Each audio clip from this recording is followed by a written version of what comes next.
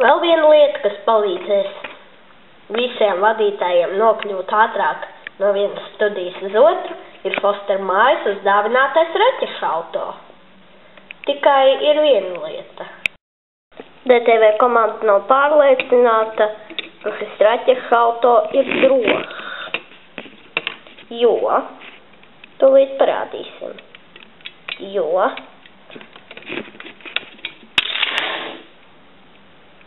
tas ir ļoti ātrs. Skatāmies klipu vēlreiz. Citreiz, protams, kas mierīgi aizbrauc, bet citreiz tad tā noteikti kādā ietrieksies. Skatīsimies, kas notiks šoreiz. 3, 2, 1.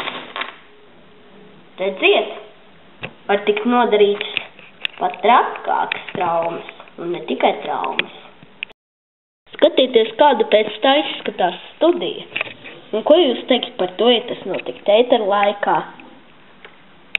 Skatāmies, kas citas reizes dēļ raķešu auto triecienu notiek studijās.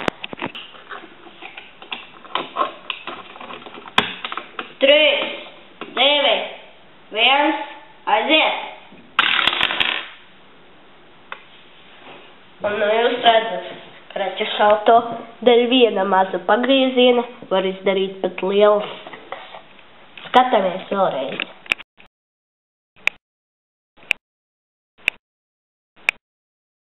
Pa šo laiku otrā pusē legbūvētājs un Legrons mierīgi sēž un pļāpā. Viņi ir pilnīgi neskarti, tāpēc, ka viņa pusē raķešu auto neietriecās. Jā, viņiem ir paveicies. Varbūt tomēr galdiņu vajadzētu nolikt tajā pusē, taču tur ir pārāk maz vietas. Jā. Ar šādām lietām reizēm viņiem veicas.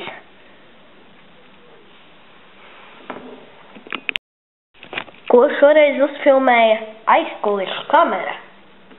Skatāmies tūlīt pat. Nu, kā tu domā, kas mums šoreiz būs? Es ļoti ceru, ka nekas. Tu arī cer, ka nekas. Labi? Cerēšu. A kur? Man krustvārdu mīkla pazuda. Droši vien aizlidoja. Reku ieslišu. Lūdzu. Paldies. 3, 2, 1, aiziet! Vau! Nepārāk forši. Legmalītim un legpalītim apnikt tur sēdēt, jo tur visu laiku triecas iekšā mašīna. Tāpēc viņi pārvācās un padomāja, labāk kādu brītiņu paskatīties. Bet pa to laiku Legrons un legbūvētājs pat nenojauš, ka viņus filmē, un viņi nedzird neko. Kad tur kaut kas triecies ir iekšā, vai tam līdzīgi, varbūt viņus pamodināt? Nē, vēlāk. Un tagad skatāmies, kas notiks. Kadri no visarienes. Kureiz viss tiks filmēts pa durvīm. No turienes notiekošo varēs vislabāk saredzēt. Mašīna brauc, aizdodas atpakaļ. 3, 2, 1. Mašīna aizbrauca garām, taču notika kaut kas vēl trakāks. Acīm redzot, šī mašīna nevar pati nobremzēt. Un tāpēc mēs piedāvājam šo te mašīnas braucienu.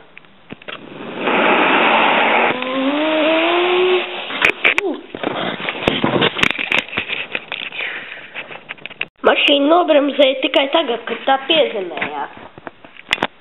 Un paskatīsimies. Šeit ir studija rajona gals. Un šeit ir studija. Tur ir palaišanas vieta. Jā, interesanti. Ja mašīna noliec šeit, tad atcitās HTV galdu, un tas tā aizslīdē un nokrita te. Bet kur šis raķešu auto apstāsies brīvā dabā? To mēs tūlīt izmēģināsim. Raķešu auto filmēs 3 kameras. Mazā kamera, kustīgā kamera un filmēšanas bagīs. Ja mašīna tiks tikai līdz mazajai kamerai, to var uzskatīt par ļoti drošu, ja tā nemaz netiks līdz mazajai kamerai. Ja tā tiks līdz kustīgajai kamerai, to var uzskatīt par nedaudz pārgalvīgu, bet ja tā tiks līdz filmēšanas bagijam, tad to var uzskatīt par pārlieku pārgalvīgu auto. Skatāmies. Un tagad mēs patiešām noskaidrosim, kāds raķešu auto ir ļoti drošs, nedaudz pārgalvīgs vai pārlieku pārgalvīgs. Skatāmies. 3, 2, 1, aiziet! Šoreiz raķešu auto gandrīz tika līdz filmēšanas bagiem. Skatāmies. Raķešu auto ir gandrīz pie paša filmēšanas bagija. Taču ja nu šoreiz tas nosmalcās, pirmoreiz tas gandrīz tika. Skatāmies, kādu tas attālumu var nobraukt, ripojot, jeb tātad ar inerci. Un tagad skatāmies, cik tālu aizbrauks raķešu auto. 3, 2, 1, aiziet!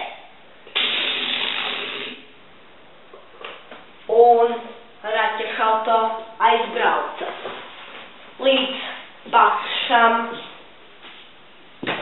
filmēšanas bagiem. Tad raķešu auto ir pārgalvīgs. Ir pārlieku pārgalvīgs. Lūk, video arī mēs to redzam, ka raķešu auto ir pietuvojies tieši pie filmēšanas bagija. Tāpēc pētījumā mēs secinām, ka raķešu auto noder tikai sacīkstēm. Bet tagad DTV ziņu brigāde dodas atpakaļ uz studiju rajonu, lai nogādātu kameru vietā.